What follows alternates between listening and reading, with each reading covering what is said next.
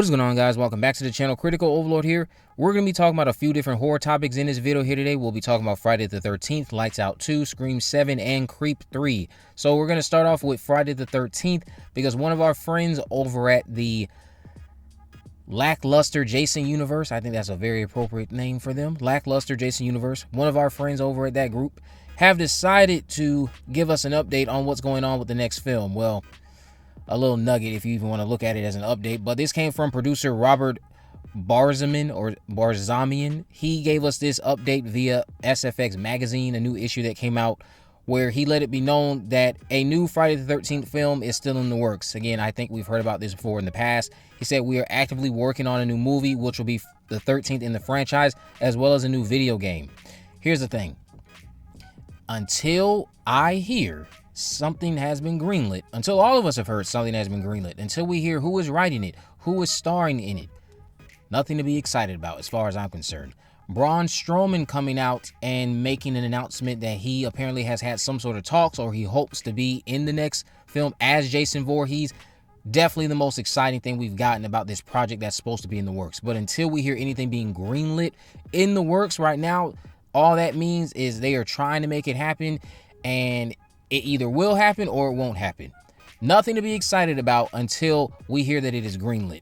And because of the fact that Friday the 13th has been such a dead franchise ever since 2009 came and went, when they say something's in the works and you've had all these failures ever since 2009, but you've had some great fan films in between it all, saying something is in the works right now at this stage doesn't do much for me. I don't know if it does anything for you all, but until I know about a writer, until I know about who is starring as Jason Voorhees, until I know about when it's going to be released, then we need to just go ahead and calm down. Jason Voorhees will be back at some point. I do believe that, but at this rate, we're going to see him in Crystal Lake from Peacock before we see him on the big screen. The next time we could see him on the big screen is going to be in 2027 or sometime after that. Let's talk about Lights Out. So David F. Sandberg teased a potential Lights Out 2 during a recent appearance at Midnight Fest. He said there's a chance there could be a sequel. We'll see. We did have a version of a sequel, which it wouldn't be if we do it now.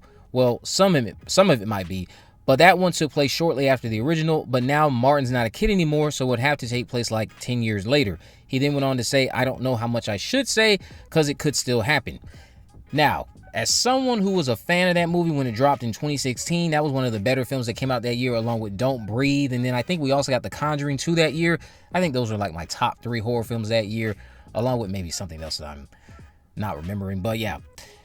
I don't remember much from Lights Out other than the fact that it was a pretty good movie when it came out, a nice little one and done, and the name Diane rings a bell to me right now. It's been a minute since I revisited that. I think Diane was revealed to be like this entity that was friends with the mom, and now she can only appear in the shadows. If that's the gist of Lights Out, let me know, because it's been a while since I've watched it. But the movie was pretty effective, and I'm not going to say I'm opposed to a sequel. I'm just not necessarily all that excited one way or another if one happens or not all these years later. And especially coming off of Until Dawn, I don't have the biggest smile on my face when it comes to David F. Sandberg projects at the moment. He's had some things in the past that I've liked, but with Until Dawn recently, I'm like, I can live without Lights Out too. Not that he wouldn't knock it out of the park here, but yeah. I think I'm fine without seeing Diana again. Diana, I think, is that entity's name. She was like a friend of one of the main characters' moms, and she had some sort of disorder or some sort of procedure when she was a young girl. Now she can only appear in the darkness. Again, I think that's the gist of the movie. It was pretty good when it dropped in 2016.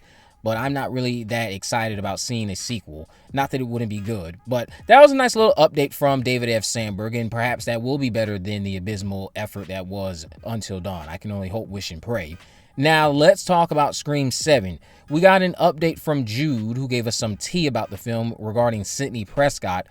If you don't want to know anything about Sidney Prescott and anything that I would consider ultimately just be like very vague, in my opinion, then of course click away, come back like a minute or two later. But he said that Sidney has some of the most quotable one-liners in the entire franchise in this entry. She has a powerful reconciliation moment with Gale after something shakes them both. Her arm gets slashed and she tears a birdhouse out of the ground and smashes Ghostface with it.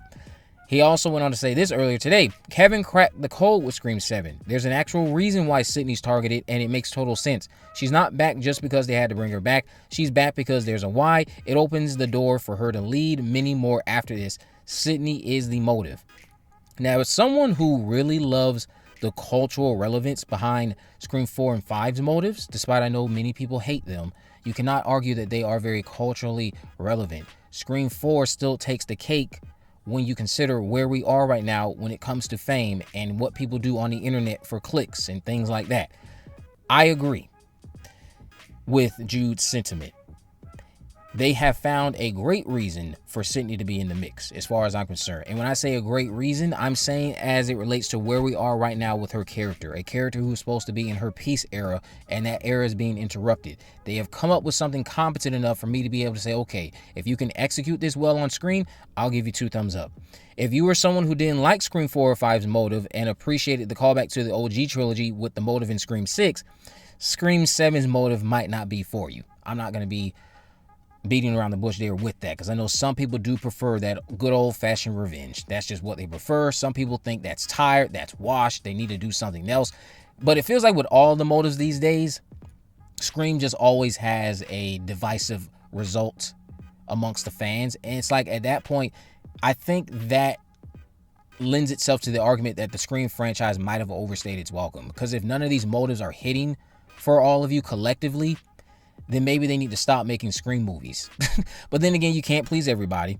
But I'm very satisfied with the motive. I'm very satisfied with what they've done with Sidney Prescott. I agree with Jude's latest sentiments. I had no knowledge of this birdhouse mention, though. I had no knowledge of this birdhouse moment. So I'm really curious to see how that all goes down. Haven't heard anything about that birdhouse moment, but we'll see what happens with Scream 7 when it drops in February of next year. Let me know what you're looking forward to the most about that film down in the comment section below. Now, let's talk about Creep 3. So Patrick Brice spoke with the director about Creep 3 happening. He said, we will make a Creep 3, but we want Creep 3 to kind of be a defining sort of end of a sentence. Like, it should be something that closes things up. Now, Mark Duplass gave comments about the third film as well. He said, and I think Patrick and I were a little paralyzed after we made Creep 2 to make Creep 3. They were so successful, and when I say successful, I mean the core fans loved them so much, we really didn't want to make anything unless we felt like it could match or in some ways supersede that, you know? Now, I will say the Creep tapes were a nice trip down memory lane, and season 2 is supposed to be coming very soon. At this point, if they end up making Creep 3, because that's long overdue at this rate, I'd like to see this dude on the run with someone he's kidnapped and plans like this one last 90-minute or so round of peach fuzz madness because he knows he's dead the minute the authorities arrive and close in on him. Make the stakes high right from the jump and go from there. Mark's going to deliver another phenomenally unhinged performance as always. But yeah, Creep 3 apparently, I guess, will happen at some point. We've heard about that in the past, and yet still we have nothing. We've got the Creep tapes, though, which if you've been dying for more Peach Fuzz madness, check out season 1 of the Creep tapes and check out season 2 when it arrives later this year on Shudder. It might be this month. I could be mistaken. But let me know what you guys think about all of these updates down in the comment section below. If you haven't already, of course, make sure you go ahead and subscribe. Turn on post notification that you never miss a video. In the description, I have links to all my social media accounts. I'm on Facebook, Twitter, and Instagram. You can message me there, of course. Let me know if there are any movies, news, or reviews you'd like me to cover in the future. And with all that in mind, guys, I will see you in the next video.